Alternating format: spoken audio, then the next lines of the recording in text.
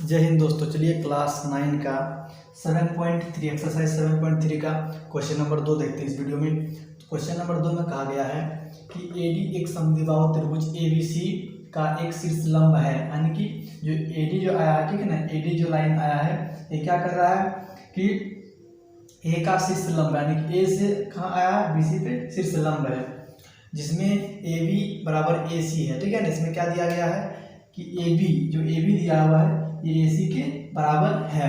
तो दर्शाइए कि इसमें क्वेश्चन 2 है, ठीक है ना। क्वेश्चन मेरे में कहा गया है कि एडी रेखाखंड बीसी को समद्विभाजित करता है, यानी कि एडी जो रेखाखंड आया है वह बीसी को 2 बराबर भागों में बांट रहा है, यानी कि बीडी बराबर सीडी होगा, ये हमको दिखाना है। फिर क्वेश्चन नंबर 2 में कहा गया है कि एडी कोण ए को समद्विभाजित करता है। फिर एडी क्या कर रहा है कि कोण ए को भी 2 बराबर भागों में बांट रहा है, इसको हमको दिखाना है, प्रूफ करके। ठीक है, सबसे पहले हमको क्या करना है कि ए बी डी और त्रिभुज ए सी डी, इन दोनों त्रिभुज को अगर हम सर्वांशम सिद्ध कर देते हैं, ठीक है ना, तो क्या हो जाएगा, ये सिद्ध हो जाएगा। तो हम क्या करेंगे कि त्रिभुज ए बी डी से लेते हैं, त्रिभुज ए बी डी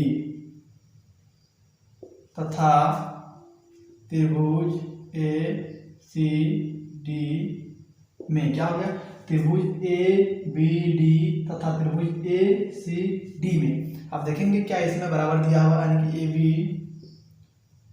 बराबर ए सी, ये प्रश्न में ही दिया गया है, ठीक है ना, ब्रैकेट में लिखना है कि दिया है।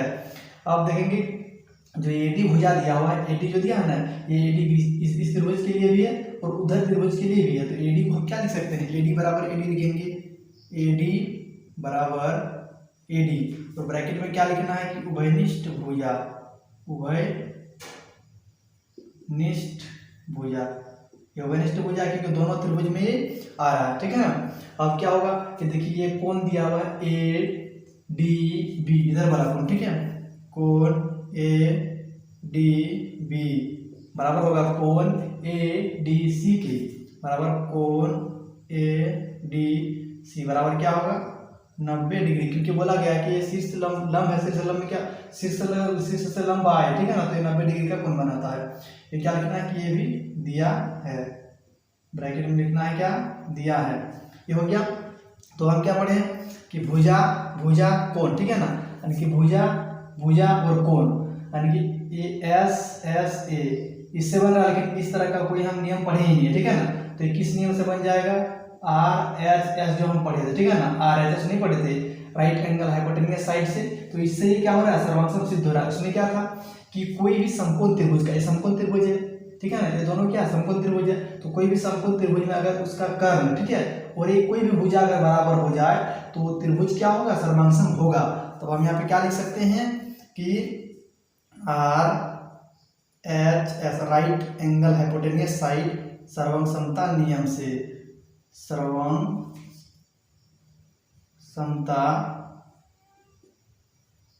नियम से अब क्या लिख सकते हैं कि त्रिभुज ए बी डी, त्रिभुज ए बी डी सर्वांशम त्रिभुज होगा, त्रिभुज ए सी डी का सर्वांशम सिद्ध हो गया। ठीक है, अब हम क्या कर सकते हैं कि ये भुजा जो दिया है बी डी सी डी के बराबर होगा। तो क्वेश्चन नंबर 1, ठीक है ना, क्या दिया है कि बी डी बराबर सी डी होगा, ये किससे हो जाएगा, सी पी सी टी से, ठीक है, यानी कि जो ए बी डी है ये सी डी के बराबर होगा। तो क्वेश्चन नंबर 1 में यही तो कहा था कि दिखाइए कि जो रेखा आया है ना, ये A D A B D, ये जो है ना बीसी को 2 बराबर भागों में बांट रहा है, यानी कि बीसी जो भुजा दिया है इसको 2 बराबर भागों में बांट रहा है, तो बी डी बराबर ए सी हो गया। तो हम यहाँ पे क्या लिख सकते हैं, अतः ए डी, ठीक है ना, बी सी का समद्विभाजक है,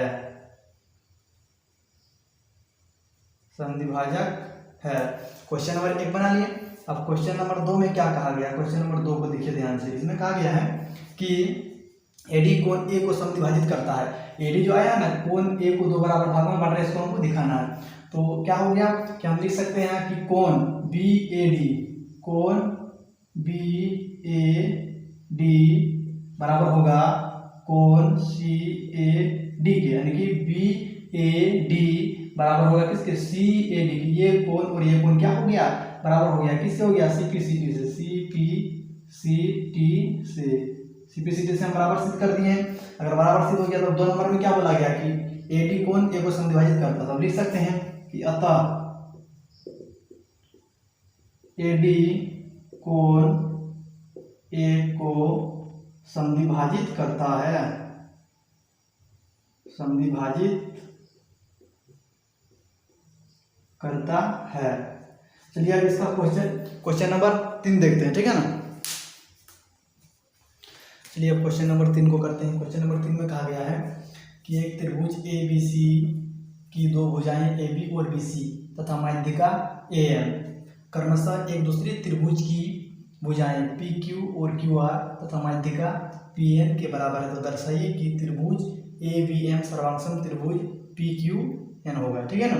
ये हमको सर्वांगसम सिद्ध करके दिखाना है। यानी कि इसमें क्या दिया कि त्रिभुज ए बी सी में ए बी भुजा बराबर है किसके, पी क्यू के, और जो माध्यिका दिया हुआ है ए एम बराबर है किसके, पी एन के बराबर, ठीक है। तो हमको सिद्ध करके बताना है कि जो ये त्रिभुज दिया हुआ है ए बी एम सर्वांगसम त्रिभुज होगा पी क्यू एन, ठीक है। इसको हमको सर्वांगसम सिद्ध करके दिखाना है।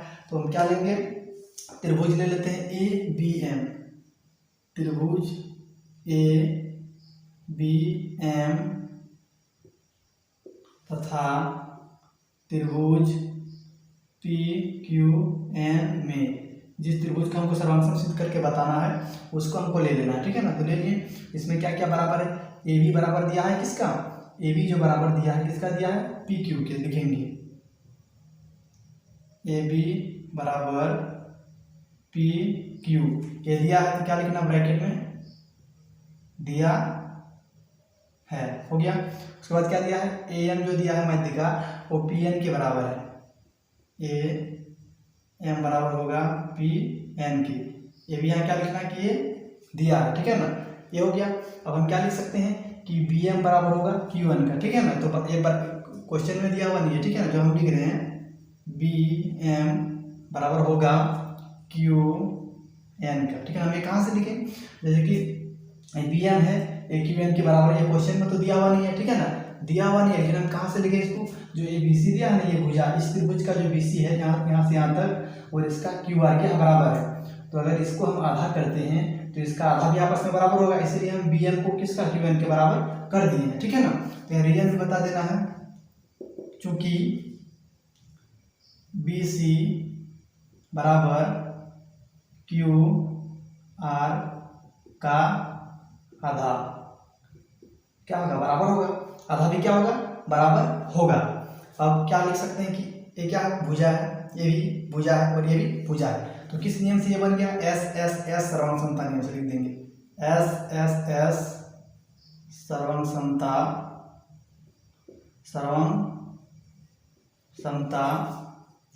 नियम से, एस एस सर्वांगसमता नियम से क्या हो गया, त्रिभुज ए बी एम सर्वांगसम त्रिभुज होगा पी क्यू एन की, ठीक है ना। तो इसको हम क्या किए, सर्वांगसम सिद्ध कर दिए। तो चलिए क्वेश्चन नंबर 3 का पार्ट 2 को देखते हैं। क्वेश्चन नंबर 3 में 2 क्वेश्चन, एक बन गया, दूसरा क्वेश्चन को देखते हैं। चलिए क्वेश्चन नंबर 3 का क्वेश्चन नंबर 2 को करते हैं। इसमें क्या कहा गया कि दर्शाइए कि त्रिभुज ए बी सी सर्वांगसम त्रिभुज पी क्यू आर का सर्वांगसम होगा। यानी कि ए बी सी ये बड़ा वाला त्रिभुज और पी क्यू आर क्या होगा, सर्वांगसम होगा, ये हमको सिद्ध करके बताना है। तो हमको जिस त्रिभुज का सर्वांगसम सिद्ध करना होगा उन दोनों त्रिभुज को ले लेते हैं, ठीक है। तो त्रिभुज ए बी सी तथा त्रिभुज पी क्यू आर में, ठीक है ना, ये क्यू है पी क्यू आर में। तो सबसे पहले कि ए बी बराबर है पी क्यू, ये तो क्वेश्चन में दिया है, क्या क्या लिखना ब्रैकेट में, ये दिया है, ये हो गया, ठीक है। आप जो ए नहीं होगा, ठीक है ना। अब बी सी जो क्या है, क्यू आर के बराबर है, लिखेंगे क्या, बी सी बराबर क्या होगा, क्यू आर। ये भी क्वेश्चन में क्या है, दिया है, सेम टू यू क्या होगा, सेम टू सेम इसी चीज को है नीचे लिखना, दिया है। अब क्या लिखेंगे कि ये कोण देखिए, ये कोण जो दिया हुआ है ये कोण, ठीक है ना। आप कोण ए बी एम, कोण ए बी एम बराबर होगा कोण पी क्यू एन के, ठीक है ना। ए बी सी एन, कोण ए बी एम, जो ये कोण दिया हुआ है, जो कोण दिया है ए बी एम, कोण पी क्यू एन के बराबर होगा, कोण पी क्यू एन के बराबर होगा। ये बराबर कहाँ से हो गया, ठीक है ना। अभी हम रीजन भी देना है, चूंकि क्या लिख सकते हैं इसमें, जो हम त्रिभुज सिद्ध किए थे, त्रिभुज ए बी एम, ठीक है ना, त्रिभुज ए बी एम सर्वांग त्रिभुज पी क्यू एन के संगत कोण क्या हो जाएगा, संगत कोण भी क्या होते हैं, बराबर होते हैं। इसलिए क्या होगा, ये कोण भी आपस में क्या हो गया, बराबर हो, कोण बी कोण क्यू के बराबर हो गया, सिद्ध कर दिए। अब क्या लिख सकते हैं, भुजा भुजा कोण, ठीक है ना, भुजा है और यहाँ भुजा है, दो भुजा के बीच में ये कोण है, दो भुजा के बीच में क्या है, कोण है, तो क्या होगा ये भुजा कोण भुजा, side angle side, S A S सर्वांग समता नियम से, एस ए एस सर्वांग समता नियम से क्या होगा, लिख सकते हैं त्रिभुज ए बी सी सर्वांग त्रिभुज होगा पी क्यू आर की, हो गया। यही सिद्ध करना था हम लोगों को। चलिए अब क्वेश्चन नंबर हम 4 को करते हैं। चलिए अब क्वेश्चन नंबर 4 को करते हैं। क्वेश्चन नंबर 4 में कहा गया है कि बीई तथा सी एफ एक त्रिभुज ए बी सी की दो बराबर शीर्षलंब है, यानी ए बी सी एक त्रिभुज है, इस त्रिभुज के जो सी एफ और बीई जो है दो शीर्षलंब है, ठीक है ना, शीर्षलंब बोला गया है। तो यहाँ पे 90 डिग्री का कोण बनेगा और यहाँ पे भी क्या बनेगा, 90 डिग्री का कोण बनेगा, ठीक है। और ये दोनों क्या है, आपस में बराबर हैं, ठीक है। तो RHS सर्वांग समता नियम का प्रयोग करके सिद्ध कीजिए कि त्रिभुज ABC एक समद्विबाहु त्रिभुज है। त्रिभुज ABC के दो भुजाओं को बराबर करना है, क्योंकि समद्विबाहु त्रिभुज में दो भुजाएं क्या होती हैं, बराबर होती हैं, ठीक है।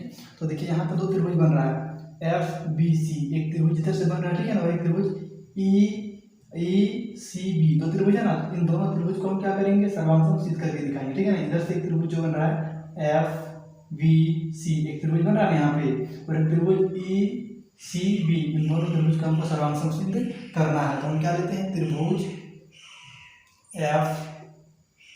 FBC तथा त्रिभुज ECB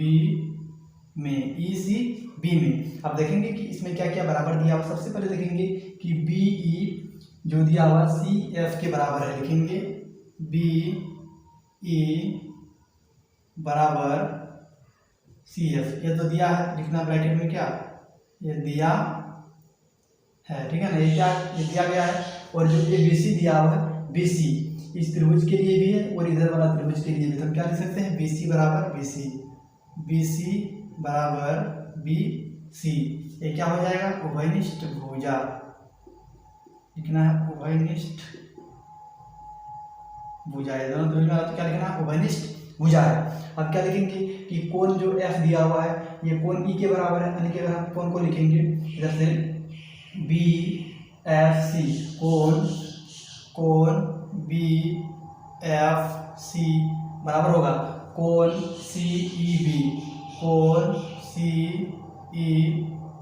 ये क्या है, 90 डिग्री दिया है, क्वेश्चन में ही दिया है, यहाँ क्या लिखना है कि दिया है, ठीक है। अब क्या आ गया कि भुजा ये और भुजा के साइड में जा रहा है कोण, ठीक है। इस तरह का नियम नहीं पढ़ा है, यानी SSA इस तरह का कोई नियम है नहीं, ठीक है ना। तो इसको हम RHS से बनाएंगे, किससे बनाएंगे, RHS सर्वांग समता नियम से लिखेंगे, RHS सर्वांग समता नियम से, SHS सर्वांग समता नियम से। अब इसको क्या लिख सकते हैं कि त्रिभुज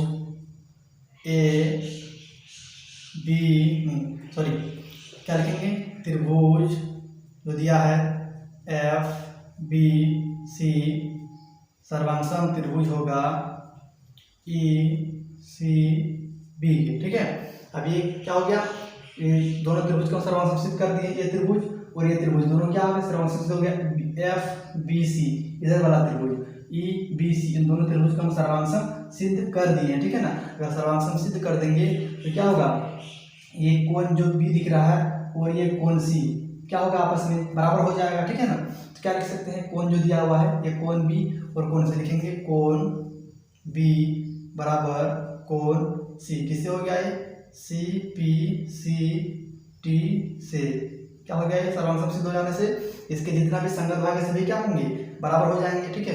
तो इसके सामने कौन सा भुजा है, AC है, और इसके सामने कौन सा भुजा है, AB है। तो हम लिख सकते हैं ना AB बराबर AC, AB बराबर AC, यानी कि B के सामने क्या है, AC है, B के सामने AC है, ठीक है ना। सही से लिखना, ठीक है ना। B के सामने कौन सा है, B के सामने AC है, तो क्या लिखेंगे यहाँ पे AC बराबर C के सामने क्या है, AB है, तो क्या हो जाएगा AB। अब यहाँ क्या लिखना है कि समान कोण के सम्मुख भुजा, समान कोण के सम्मुख भुजा भी क्या होते हैं, बराबर होते हैं, ठीक है। अब क्या हो गया कि भुजा AB जो है ना, AB बराबर क्या हो गया, AC हो गया, ठीक है। यानी कि ABC में दो भुजा को हम क्या कर दिए, बराबर कर दिए। तो अब लास्ट में लिख सकते हैं क्या, अतः त्रिभुज ABC एक समद्विबाहु त्रिभुज है, समद्विबाहु त्रिभुज है। हो गया। चलिए अब क्वेश्चन नंबर 5 को हम करते हैं। चलिए अब क्वेश्चन नंबर 5 को देखते हैं। इस चैप्टर का क्या है, अंतिम क्वेश्चन है, ठीक है। तो क्या हो जाएगा, क्वेश्चन नंबर 5 में कहा गया कि ABC एक समद्विबाहु त्रिभुज है जिसमें AB बराबर AC है, तो AP लंब BC खींचकर दर्शाइए कि कोण B कोण C के बराबर है। त्रिभुज ABC एक समद्विबाहु त्रिभुज है जिसमें AB बराबर AC दिया हुआ है, ठीक है ना। AP हम लंब खींचना है, लंब खींच देंगे, लंब खींचने से क्या होगा, 90 डिग्री का कोण दोनों तरफ बनेगा। तो कोण C को और कोण B को और कोण C को हमको क्या करना, बराबर सिद्ध करके दिखाना है कि दोनों बराबर है। उससे पहले हम क्या करेंगे, इन दोनों त्रिभुज को सर्वांग सिद्ध करेंगे, ठीक है। कौन कौन सा त्रिभुज है, APB त्रिभुज ABP तथा त्रिभुज ACP में। अब देखेंगे इसमें क्या क्या दिया है। तो सबसे पहले AB बराबर AC, ब्रैकेट में क्या लिखना है कि ये दिया है। उसके बाद क्या लिखेंगे, जो AP है ना, AP इसमें भी है, उधर वाला त्रिभुज के लिए भी क्या लिखेंगे, AP बराबर AP। और इस क्या लिखना है, ये भी क्या लिखना है कि ये दिया है, ठीक है ना। ये भी क्या लिखना, ये दिया है। अब क्या लिखेंगे कि कोण APB, कोण APB बराबर होगा कोण APC के, कोण APC के बराबर क्या होगा, 90 डिग्री होगा। निकल के भी क्या है कि दिया है, क्या लिखना है, दिया है, ठीक है। लंब डाला गया इसलिए क्या होगा, 90 डिग्री का कोण ही बनाया गया, क्या हो गया। अब क्या लिख सकते हैं कि कोण भुजा कोण, देखिए ये हो गया भुजा और साइड में है कोण, तो हम बोले SSA। इस प्रकार का कोई नियम नहीं बताया, ठीक है ना। तो इस किससे बनेगा, ये RHS सर्वांग समता नियम से, RHS सर्वांग समता